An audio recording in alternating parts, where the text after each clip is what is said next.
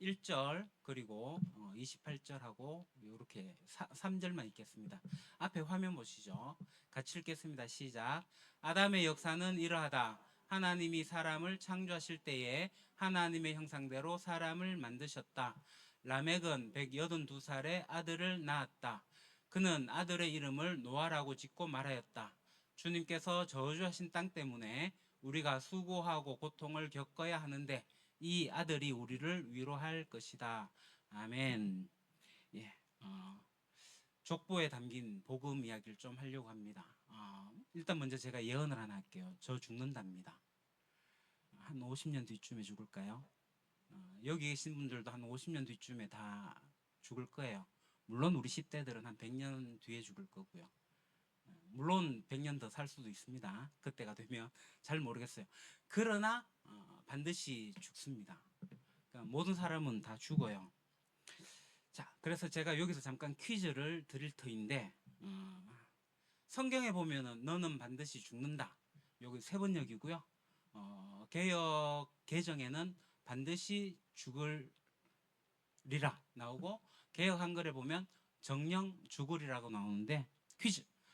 어느 성경에 몇 장 몇 절에 나올까요? 맞추시는 분에게는 커피 쿠폰 둘이서 드실 수 있도록 이디야 바로 사드립니다.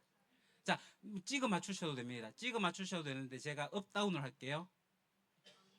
네, 몇 장? 4장보다는 밑에 있습니다. 창세기까지 맞았어요? 예. 찍어 맞추시면 됩니다. 1장보다는 높습니다. 창세기. 자, 1장보다 높고 4장보다 적어요. 2장까지 맞았는데 14절보다는 올라요. 높아요.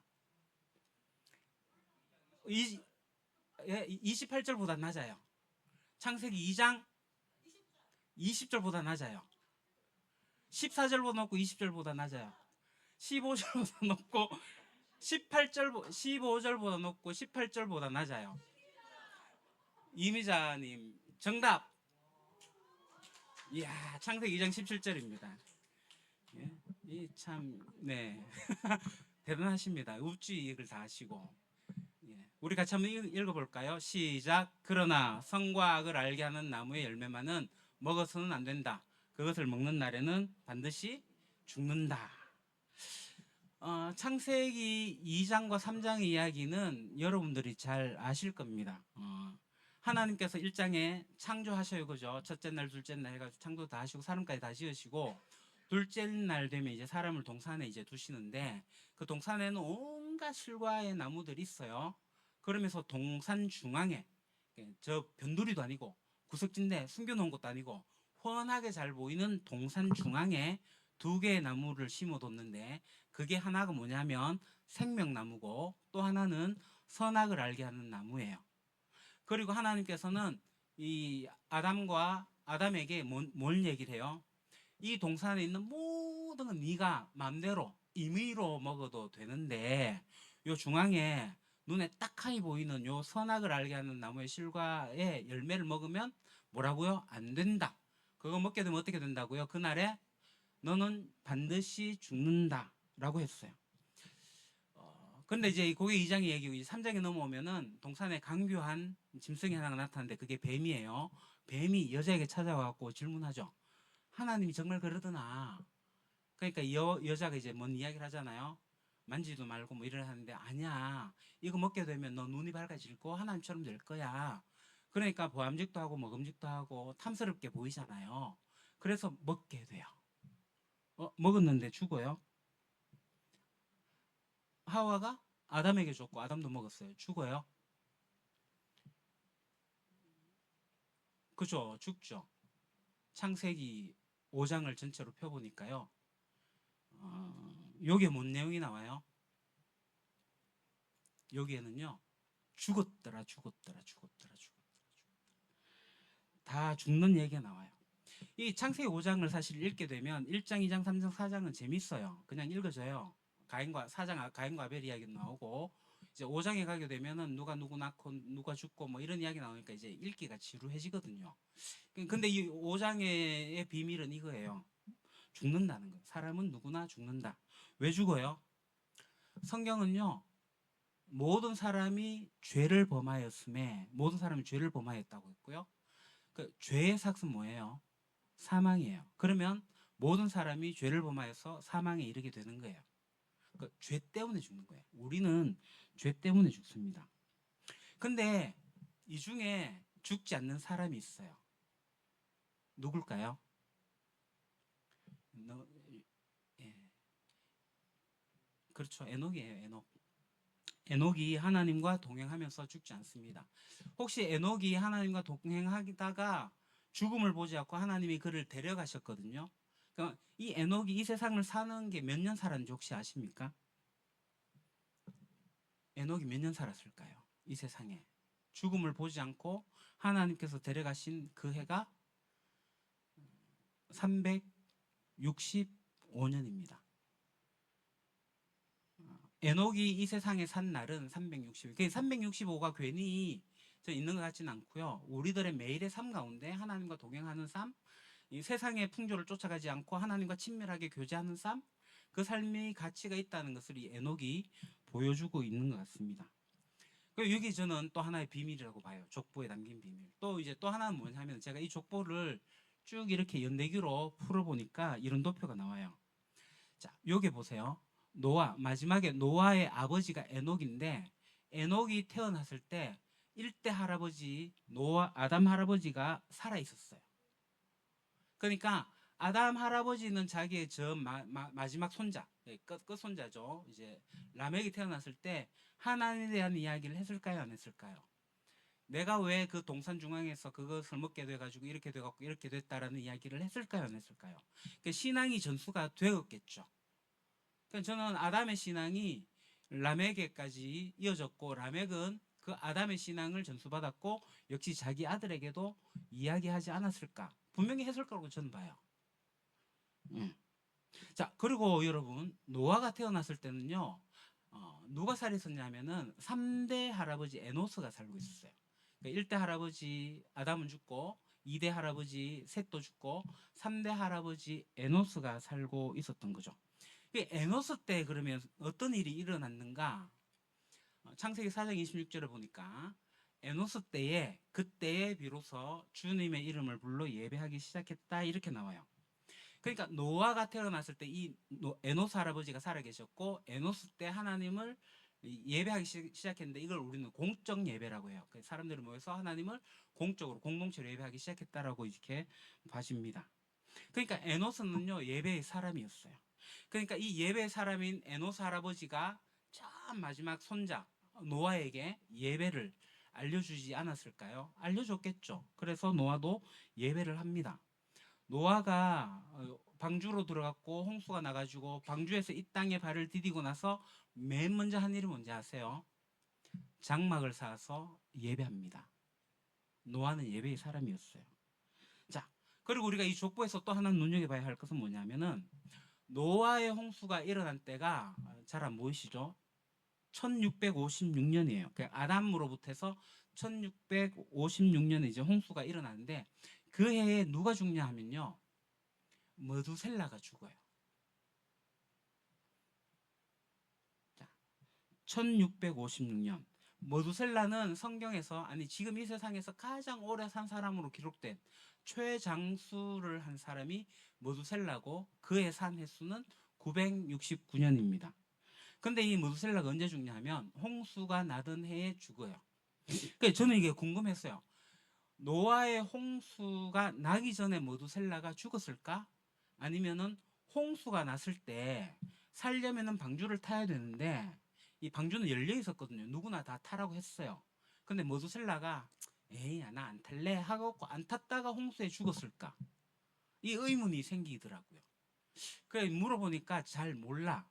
그러다가 제가 나중에 신대원 가가지고 여기에 대해서 이제 히브리어를 배우고 나서 알게 되었습니다. 자 여기서 또 이제 뭐 문제를 내면요. 노아 방주에 몇 명이 탄지 아세요? 사람, 동물 말고 사람만. 그렇죠. 8명이 탔어요. 그 요게 이제 한자로 보게 되면은 요걸 배선자라고 합니다. 배선자. 선박할 때 배선. 요 배선자를 세 개의 단어로 이제 흩어 놓으면 배주, 여덟팔, 입구가 나와요. 그러니까 세 개의, 그러니까 각각의 뜻을 가진 것을 합쳐 가지고 어떤 단어를 만드는 것을 회의 문자라고 합니다. 그러니까 중국어 한자에는 형성 문자, 상형 문자, 표의 문자 뭐 여러 가지 문자들이 있는데 이제 회의 문자라고 해갖고 단어와 단어가 합쳐져 가지고 한 단어를 만드는 그 회의 문자예요. 배순자가.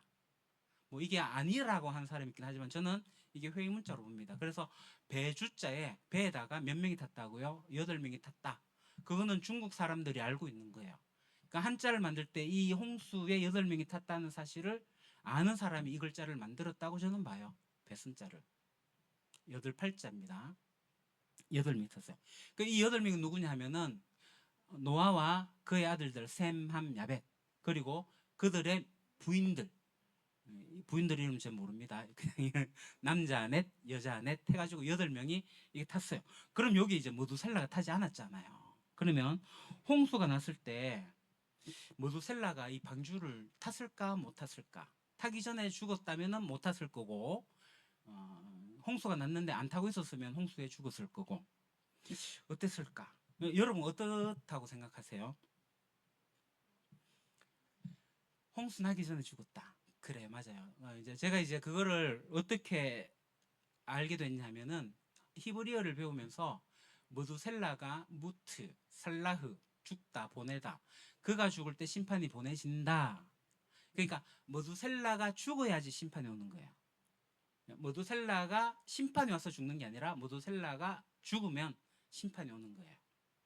아 그렇기 때문에 무두셀라는 홍수가 나기 전에 먼저 자연사 했고 그 뒤에 홍수가 났겠구나 라고 알 수가 있게 된 거죠. 자 그러면서 우리가 여기서 이제 이 이름의 뜻이 있잖아요. 각각 이름의 뜻이 있는데 그래서 이름의 뜻이 뭔지 좀 아는 시간을 가지면 좋겠습니다. 제 이야기부터 먼저 하면은 저는 장명가가 제 이름을 지었어요. 아버지가 이제 그 유명하다는 장명가 찾아가가지고 장명가한테 이름을 지었는데 준혁이에요. 노풀준 빛날혁. 희한한 거는요. 제 동기 중에 준혁이 많아요. 다 그 장명가 지었어요. 예, 경고에만 해도 준혁이가 몇 명이나 되거든요. 저하고 같이 다녔던 동기가 다 그 장면가예요.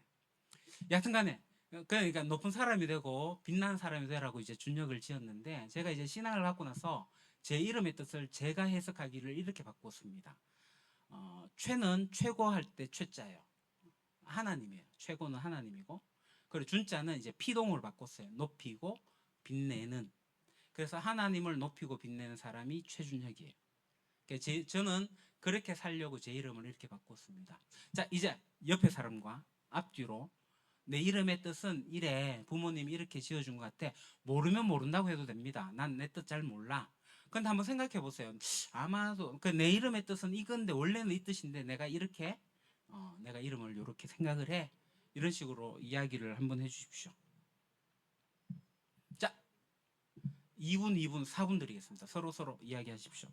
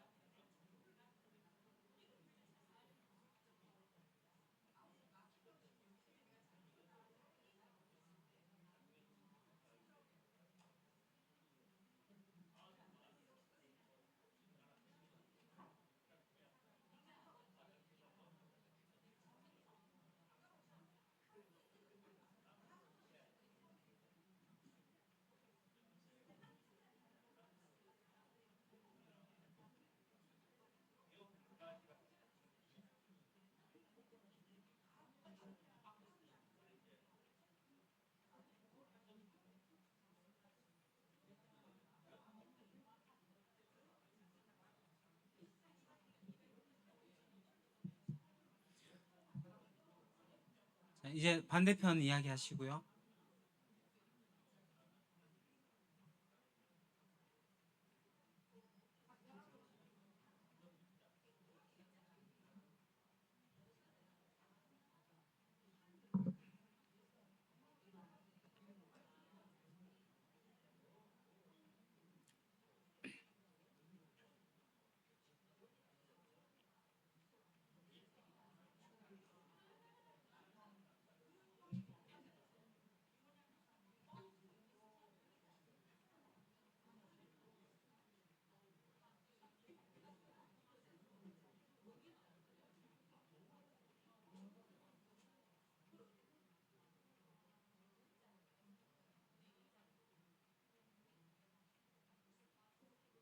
자, 30초.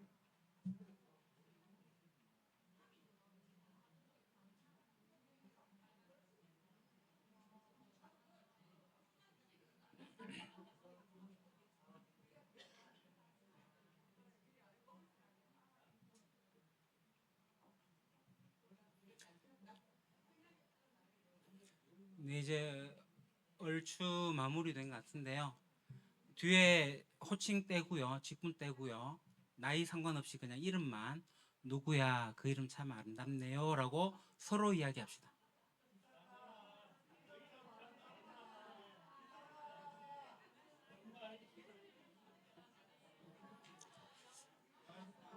자, 이제 내 이름 말고 내 상대방의 이름의 뜻이 고와가지고 내가 한번 발표해 보겠다 싶은 사람 손.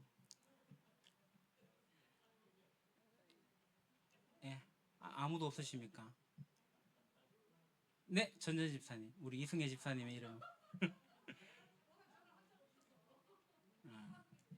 뭐 한글 이름이라도 괜찮아요. 뭐 여하튼 상대방의 이야기를 해주실 수 있는 분이,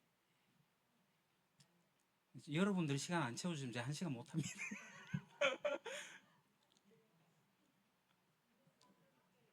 예, 그렇죠. 상대방이 내 이름 소개하는 게 아니고 상대방의 이름 소개하는. 예, 자기 이름 말고 상대방의 이름. 네, 나와서 이야기 한번 해주십시오. 그냥 마음대로 자의적 해석하면 안 되고 자기가 이야기해 주는 거예요.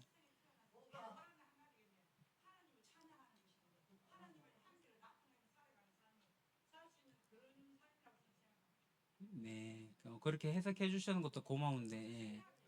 네. 그러니까 내 생각을 전하는 게 아니라 그 사람이 한 이야기를 내가 대신해 주는 시간입니다. 지금은. 네네. 됐습니다. 예, 뭐 여기까지만 하도록 합시다. 그러면 요렇게 나눔, 예, 이 활동을 조금 더 할 거예요. 자, 그래서 일단 이 창세기에 보면은 10명, 예, 노아까지 해서 10대 사람들의 이름이 나오는데, 이 족보에 나오고 있는 이 사람들의 이름의 뜻이 뭔가, 제가 연구한 건 아니고요. 공부하다가 청미슬러 박사님의 강의를 듣고 제가 정리를 했습니다. 첫 번째는 아담이에요. 영어로 man입니다. 온 인류를 뜻하는 사람, 인류를 뜻하는 거고요. 그 다음 셋이에요. 저는 이제 성경 공부할 때 아담이 낳은 자녀가 아벨과 가인이 있었는데, 이 둘이 죽고 나서 세 번째 아들이 셋이 돼갖고 이렇게 외웠거든요. 셋. 그 우리나라 셋 아닙니다. 셋은 appointed 해갖고 지정된, 임명된 이런 의미가 있습니다. 셋. 그래서 가인이 아벨을 죽이고 난 다음에 가인이 도망가잖아요. 이제 하와가 이제 아이를 낳을 때, 그때 하와가 뭔 얘기했냐면 하나님이 내게 다른 씨를 지정하셨다 할 때 이 지정, 여기 이제 셋의 의미가 담겨 있습니다. 그 다음에 이제 에노스는 죽을 운명의 나약한 그런 뜻입니다. mortal이라는 뜻이 있고요. 그러니까 치유될 수 없는 어떤 슬픔이나 질병, 그래서 죽을 수밖에 없는 그러한 인간의 한계와 인간의 필멸, 반드시 죽게 되는 그것을 나타내고 있습니다. 그 다음 이제 게나안인데요. 게나안은 인생의 비극과 죄로 인한 슬픔을 이야기하고 있습니다. 슬픔. 자, 그래서 이것들을 연결해 보면 아담, 셋, 에노스, 게나안을 영어로 보면 man appointed moral through 이렇게 나와요. 사람에게는 죽을 수밖에 없는 슬픔이 지정되었다. 사람은 죽을 수밖에 없다라는 거죠. 오늘 우리가 사는 시대가 참 이상합니다. 인류 역사상 가장 많이 진보했다라고 하고 가장 많은 정보가 넘쳐나고 가장 발달한 의학과 기술을 가지고 있고 그래서 이 스마트폰 하나로 전 세계와 연결이 되어지는 그런 시대를 살고 있는데 참 이상하게도 이 세상 사람들은요 점점점 더 불안해하고 더 외로워지고 더 쉽게 지쳐가는 것 같아요. 정신의학과의 예약이 벌써 몇 달이나 밀려 있고요. 번아웃이라는 단어는 이제 일상어가 된 지도 꽤 되었습니다. SNS 소셜 미디어에 보게 되면 온갖 행복한 사진들이 넘쳐나지만 실상 그 안으로 깊이 들어가 보면 그 사람들이 정말 죽을 수밖에 없는 슬픔을 갖고 있다는 것을 우리가 또 보게 됩니다. 그래서 히브리어의 이 에노스, 여기 사람이라는 뜻이 있긴 하지만 아담처럼 보편적인 인류를 뜻한 사람이 아니라 죽을 수밖에 없는 그런 사람이라는 뜻이에요. 연약하고 병들기 쉬운 존재, 쓰러져가는 존재가 에노스입니다. 그러니까 우리가 바로 에노스예요. 이 성경이 굉장히 우리에게 정직하게 직면하게 하는 진단입니다. 시편 기자가 이렇게 고백하잖아요. 우리의 연수가 70이요 강건하면 80이라도 그 연수의 자랑은 수고와 슬픔뿐이요 신속히 가니 우리가 날아가니이다. 이거는 비관론이 아니에요. 정직함입니다. 정직함. 의사가 정확하게 진단을 내려야지 올바르게 처방을 할 수 있듯이 이 복음도 우리의 상태를 정직하게 직면하게 해요. 여기서 이제 중요한 것은 이 죽음과 이 슬픔이 원래부터 우리 인간의 원래의 운명이 아니었다는 거죠. 창세기 1장과 2장을 보게 되면 하나님이 이 세상을 지으시고 나서 심히 좋았더라. 보기에 심히 좋았더라고 말씀을 하세요. 그 심히 좋았더라라는 세상에는 죽음이 없습니다. 그런데 죄가 들어왔을 때 하나님이 뭐라고 하셨냐면은 너는 이제 흙이니 흙으로 돌아갈 것이라. 죄 이후로 흙으로 돌아가요. 로마서 5장은 이렇게 얘기합니다. 한 사람으로 말미암아 죄가 세상에 들어오고 죄로 말미암아 사망이 들어왔나니 이와 같이 모든 사람이 죄를 지었으므로 사망이 모든 사람에게 이르렀느니라. 죽음은 그 세상의 침입자였어요. 우리가 죽음 앞에서 우리가 본능적으로 이 죽음을 저항하잖아요. 그 이유는 뭐냐면은 우리 안에는 원래 영혼을 향한 갈망이 있기 때문에 그렇습니다. 그런데 전도서는 어떻게 얘기합니까? 하나님이 모든 것을 지으시되 때를 따라 아름답게 하셨고 또 사람들에게는 영혼을 사모하는 마음을 주셨느니라. 우리에게는요 원래 지어진 목적이 영혼이에요. 왜냐하면 영원하신 하나님과 닮아 있거든요. 그런데 죄가 들어오면서 영혼이 유한으로 바뀐 거죠. 우리에게 영혼을 사모하는 마음을 또 주셨어요. 그래서 이 게난의 이름을 보게 되면 슬픔인데 이 죄의 결과는 단순한 육체의 죽음만은 아닙니다. 여러분 한번 생각해 보십시오. 아담과 하와가 선악을 알게 한 나무의 과실을 실과를 먹고 그게 죄잖아요, 죄. 그 죄를 짓고 난 다음에 이 둘 사이에 가장 먼저 일어난 일이 뭔지 아세요? 니 탓이에요, 니 탓. 니 때문이라고요. 하나님과의 관계가 깨어지니까 나와의 관계도 깨어지고 나와 함께 하고 있는 사랑하는 그와의 관계도 깨어진 거예요. 너와의 관계도 깨어진 겁니다. 니 때문에 네가 준 거 그것 때문에 내가 이래 됐잖아. 하와는요 하나님이 주신 그 뱀 때문에 하나님 핑계 대는 거죠. 자 때문에 그래요. 여러분 죄라는 것은요 모든 관계를 깨트립니다. 그래서 이사야서는요 오직 너희 죄악이 너희와 너희 하나님 사이를 갈라놓았다 이렇게 얘기를 합니다. 오늘 우리에게 무슨 말을 하냐면은 우리가 진짜 열심히 살아보려고 노력을 많이 해요. 근데 내 맘대로 되지 않는 어떤 패턴들이 있어요. 이제 좀 괜찮을 줄 알았는데 또다시 찾아오는 공허함이 있어요. 가정 안에서 끊임없이 오해와 상처가 생겨났고요. 또 건강검진 결과에 종이를 딱 한 장 받고 나서 또 막 무너지는 우리의 연약함도 있습니다. 재정의 문제도 있고요. 뭐 일터의 불안함도 있고요. 이 모든 것의 뿌리에는 뭐가 있냐면은 하나님과 우리 사이에 죄가 들어와서 그걸 갈라놓은 거예요. 죄의 결과가 있는 겁니다. 죄의 결과. 여러분, 하나님 앞에서 나의 상태를 정직하게 직면하는 거 그거 하고 난 다음에 은혜를 우리가 경험하게 돼요. 마가복음은요, 건강한 자에게는 의사가 쓸데없고 병든 자에게라야 쓸데있느니라. 마태복음 5장에 애통하는 자는 복이 있나니 그들이 위로를 받을 것이며, 건강하지 않은 자, 그 병든 자에게 의사가 필요하듯이 애통하는 자에게 복이 있는 거죠. 여러분 생각해 보시죠. 나 괜찮아, 나 예수님 없어도 괜찮은데 예수님이 그 사람 찾아갈까요? 주님, 저는 안 괜찮습니다 한 사람에게 주님이 찾아가지 않겠습니까? 물론 하나님 모든 일 찾아갑니다.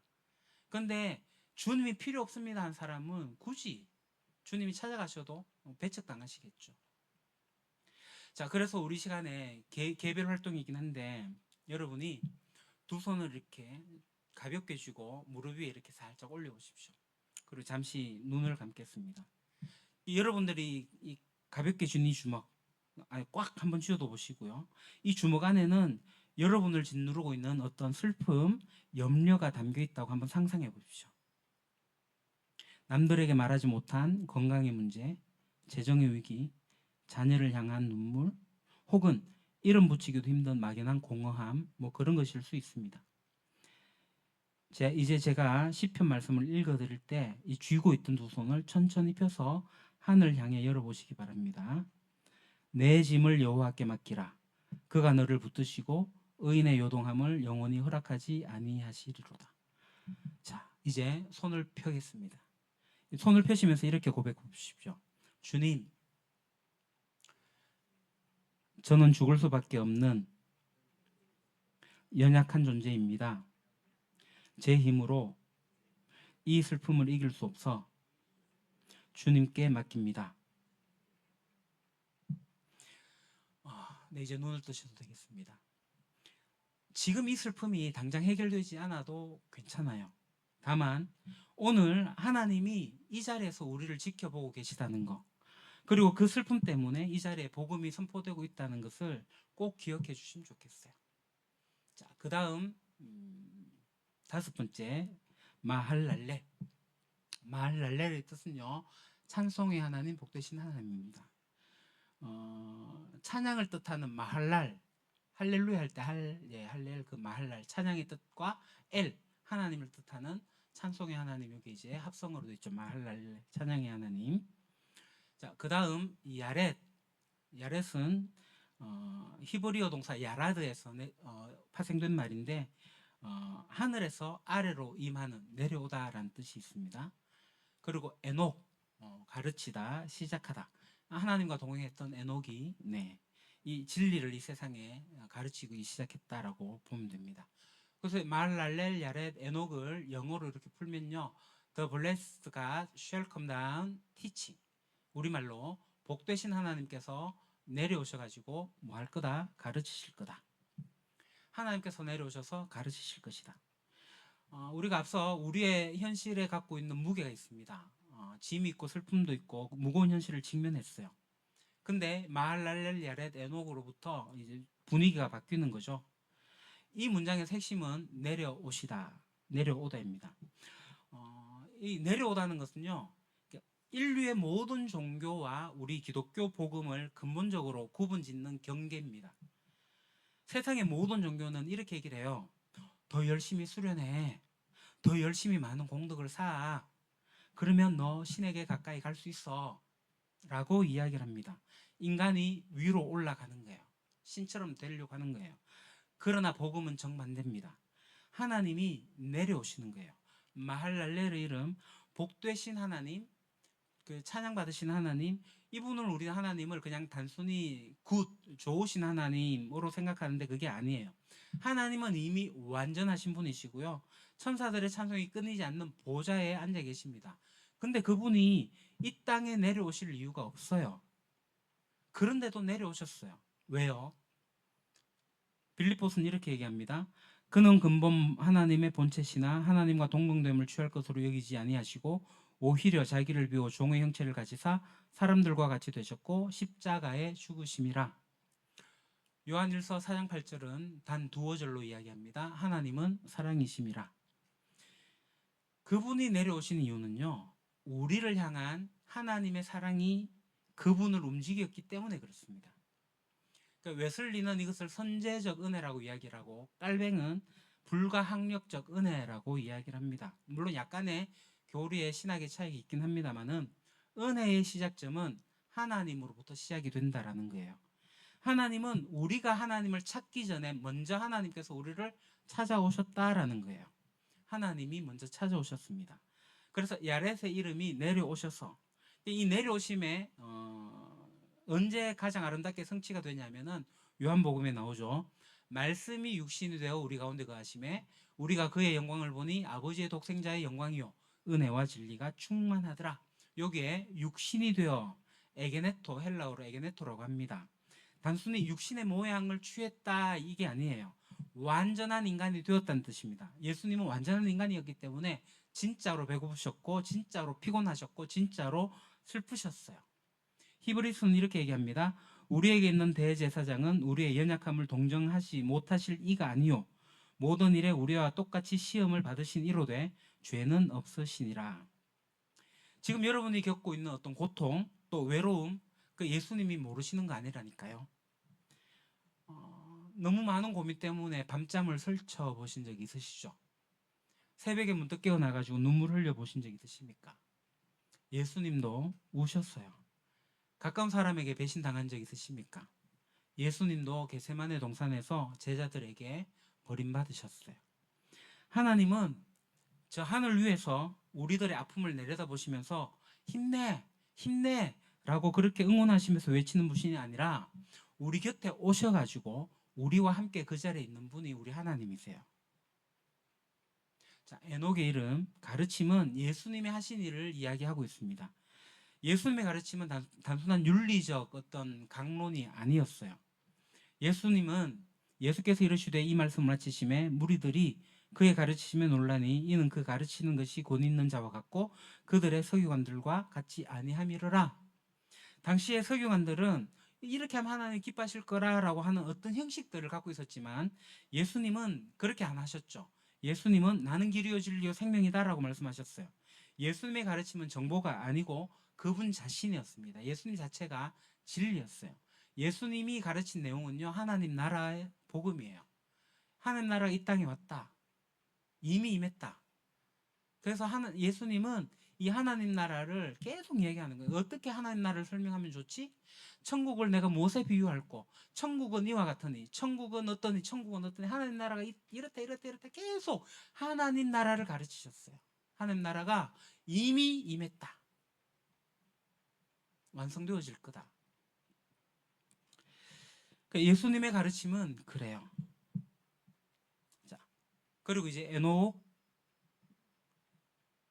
에녹은 앞서 우리가 봤던 것처럼 죽은 사람이 아닙니다.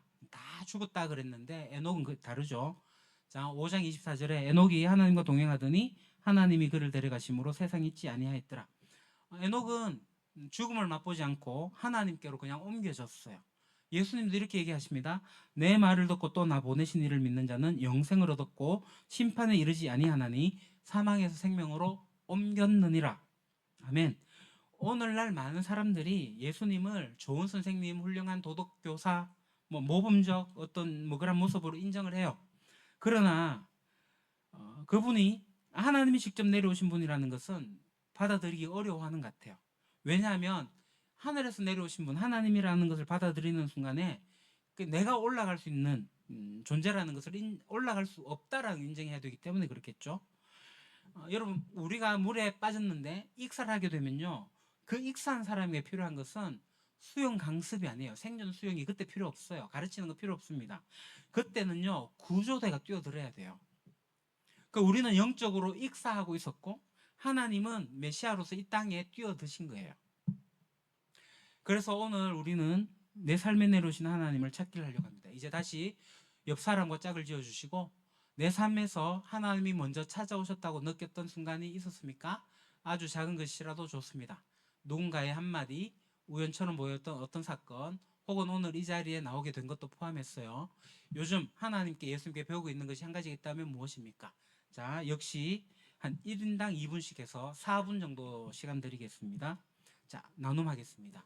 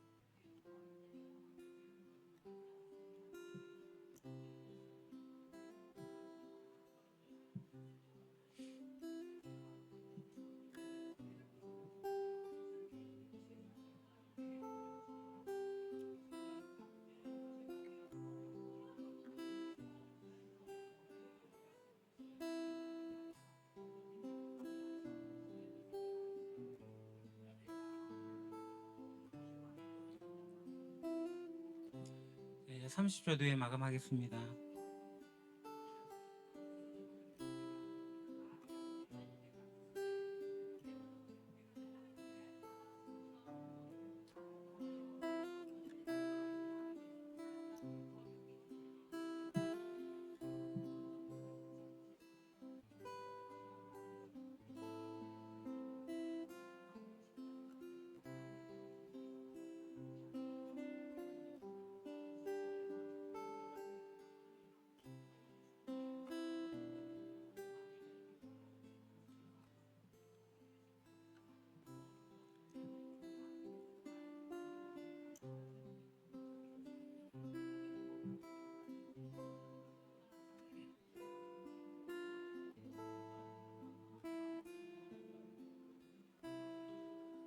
자, 이제 마무리하시고 이렇게 이야기해 주세요. 앞에 적어놨는데 하나님께서 성도님의 가장 아픈 곳으로 내려오셨습니다. 주님이 성도님의 눈물을 다 알고 계십니다. 따뜻하게 바라보시면서 이야기해 주시기 바랍니다.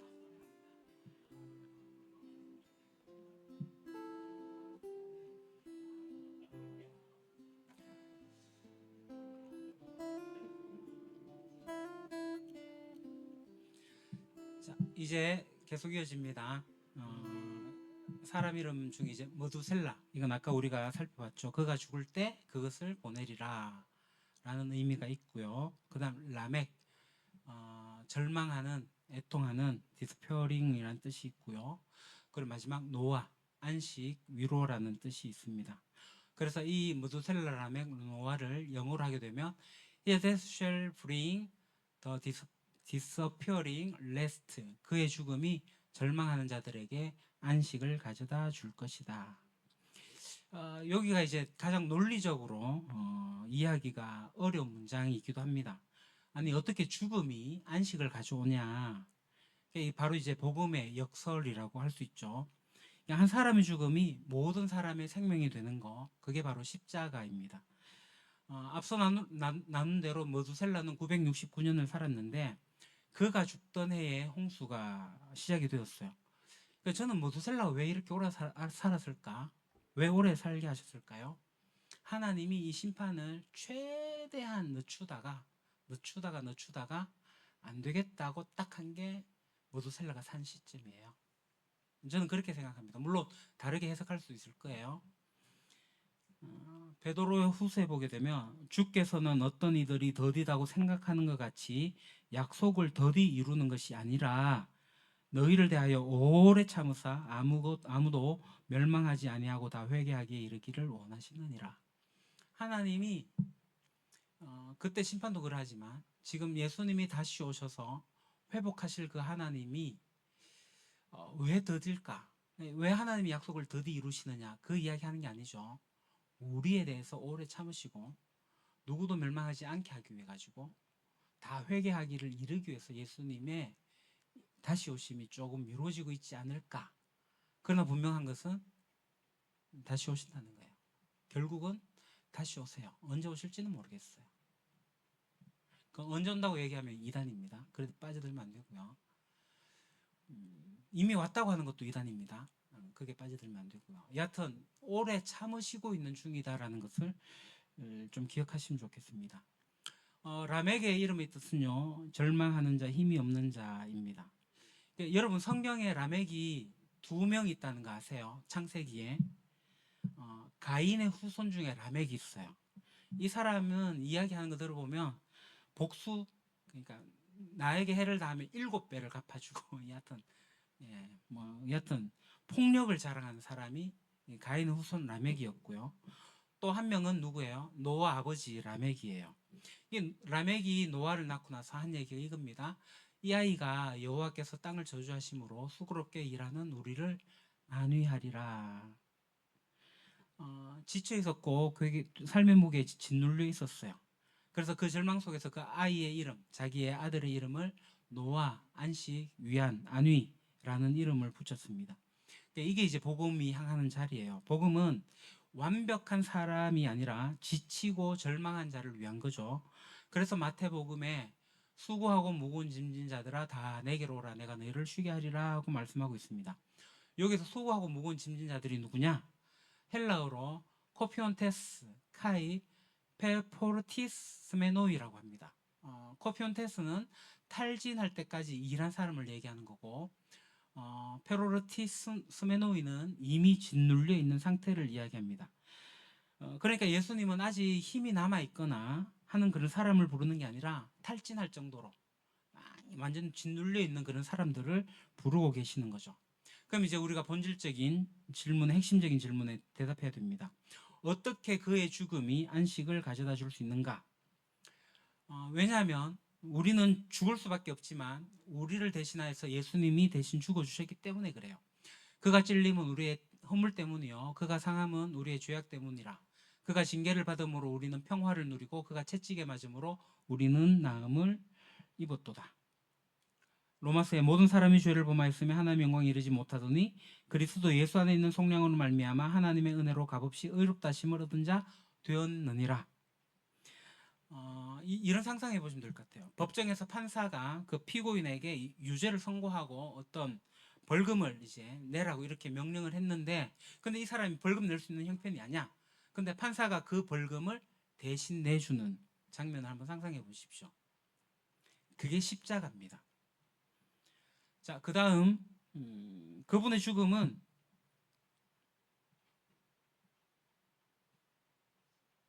죽음의 권세를 깨뜨렸어요. 죽음을 통하여 죽음의 세력을 잡은 자 곧 마귀를 멸하시며 또 죽기를 무서워함으로 한평생 매어 종로로 하는 모든 자들을 놓아주려 하심이니. 노아의 이름은요 안식이라고 했습니다. 그 안식은 어떤 단순한 감정적으로 표현하는 상태, 그 이야기를 하는 게 아니라 성경이 말하는 안식은요, 오늘 저녁에도 이야기하겠지만 샬롬이에요. 샬롬. 이 샬롬이 뭐냐 하면요, 평화라고 번역이 되지만 하나님과의 관계가 회복되어져 있는 상태, 그걸 샬롬이라 그래요. 우리가 믿음으로 의롭다 하심을 받았으니 우리 주 예수 그리스도로 말미암아 하나님과 화평을 누리자. 이 샬롬이에요. 하나님과 화평 누리는 거. 그러므로 이제 그리스도 예수 안에 있는 자에게는 결코 정죄함이 없나니, 이제 우리가 예수 안에 들어가게 되면요, 우리의 죄는, 정죄함은 없어지는 거예요. 오늘 사람들 끊임없이 안식을 찾는 것 같습니다. 더 좋은 직장에 더 넓은 집을 구하면 마음이 편안해질 거라고. 그러나 그렇게 얻고 나면 또 다른 결핍이 찾아와요. 어거스틴은 1600년 전에 이렇게 표현을 했습니다. 주님, 당신은 당신을 위해 만드셨으므로 우리의 마음은 당신 안에서 안식을 찾기 전까지는 쉬지 못합니다. 바울은 이렇게 고백합니다. 내가 어떠한 형편에 있든지 자족하기를 배웠노라. 모든 일, 곧 배부름과 배고픔과 풍부와 궁핍에도 처할 줄 아는 일체의 비밀을 배웠노라. 이것이 세상이 줄 수 없는, 오직 예수 그리스도만이 줄 수 있는 안식이에요. 샬롬이에요. 평안이에요. 그래서 바울은 이 뒤에 얘기를 하잖아요. 내게 능력 주신 자 안에서 내가 모든 것을 할 수 있다. 이 모든 것을 할 수 있다는 것은 I can do it everything이 아니에요. 나는 풍부에 처하는 것도 할 수 있고 가난에 처하는 것도 할 수 있고 배부른 것에 처할 줄도 알지만 배고픔에 처할 줄도 알게 된다. 일체의 모든 것을 할 수 있다. 이게 바울의 고백인 거예요. 자, 그래서 이제 마지막으로 우리 한 번 더 개인적으로 좀 가면 좋겠습니다. 잠시 눈을 감으시고 여러분들이 갖고 있는 짐 하나, 나를 숨막히게 하는 어떤 죄책감, 도무지 바꿀 수 없다고 느끼는 현실, 그 하나를 한번 떠올려 보십시오. 자, 허리는 곧게 펴시고 함께 이제 호흡을 해보겠습니다. 이제 숨을 이제 깊이 들이마시고요. 그리고 밖으로 천천히 내쉬면서 이제 호흡을 길게 가져가게 될 텐데, 숨을 깊이 들이마실 때 이렇게 생각해 보십시오. 예수님의 십자가의 은혜를 내 영혼에 채웁니다. 은혜를 채우는 거예요. 숨을 들이마시면서 십자가의 은혜를 채웁니다. 내 영혼에 채웁니다. 자, 그리고 이제 숨을 내뱉으면서 내 안의 절망, 죄책감을 십자가 앞에 내려놓습니다. 내뱉는 거예요. 그래서 들이마시면서 은혜를 채우고 내뱉으면서 절망을 십자가에 내려놓고. 자, 우리가 심호흡을 길게 몇 번 하도록 하겠습니다.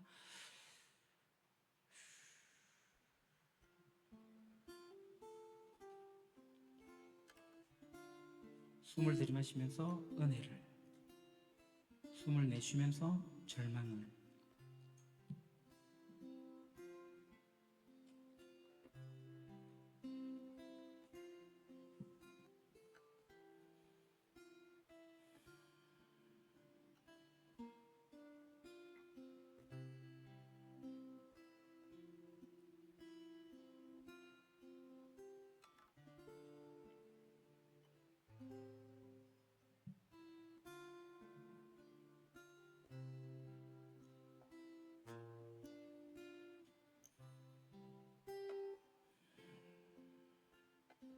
자, 이제 눈을 뜨시고 앞에 화면을 보시고 같이 선포하도록 하겠습니다. 시작.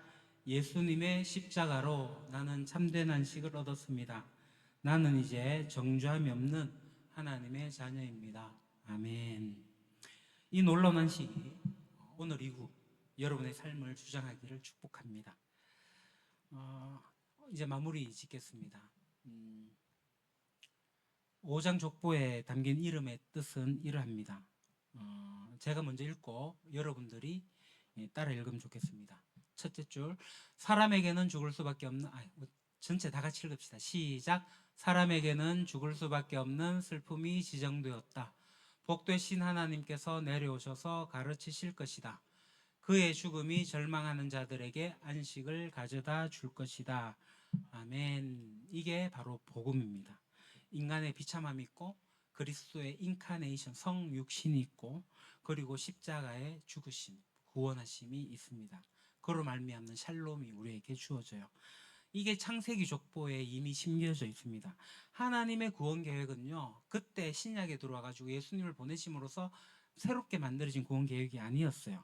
창세 전부터 준비하셨고 수천 년의 역사를 통해 가지고 예수 그리스도의 십자가와 부활을 통해 가지고 완성이 되어진 복음입니다. 이것은 유대인들이 예수가 메시아가 아니라고 이야기를 하고 복음을 부정하는데 그들이 믿고 있는 창세기에 이 복음이 들어와 있다라는 거예요. 자, 다시 이것을 제가 한번 읽도록 하겠습니다. 사람은 지정되었다. 죽을 수밖에 없는 연약함과 슬픔 속에 있으나 찬양받으실 하나님께서 직접 내려오셔서 가르치시리라. 그의 죽음이 절망하는 자들에게 위로와 안식을 가져오리라. 우리가 이 단어들, 이 문장을 가지고 세 번의 몸짓을 했습니다. 꽉 쥐었던 주먹을 쥐고 이제 펴으로써 하나님께 모든 것을 맡겨드렸고 또 옆에 성도님들과 함께 내 안에 찾아오셨던 그 하나님의 순간들을 이야기를 하고 나누었고 또 우리가 깊은 호흡을 가지면서 예수님의 은혜를 채우고 또 밖으로 우리의 절망과 이것을 다 내뱉는 그런 것을 또 선포했습니다. 이게 이제 단순한 어떤 이벤트성은 아니었고요. 이 일을 함으로써 오늘 우리에게 발견되어지는 복음, 이게 머리의 어떤 지식으로부터 우리의 몸의 반응으로 나태해지는 연습이라고 저는 생각합니다. 그래서 우리가 이 이야기를 반드시 해야 돼요. 사람에게는 죽을 수밖에 없는 슬픔이 지정되었다. 복되신 하나님께서 내려오셔서 가르치실 것이다. 그의 죽음이 절망하는 자들에게 안식을 가져다 줄 것이다.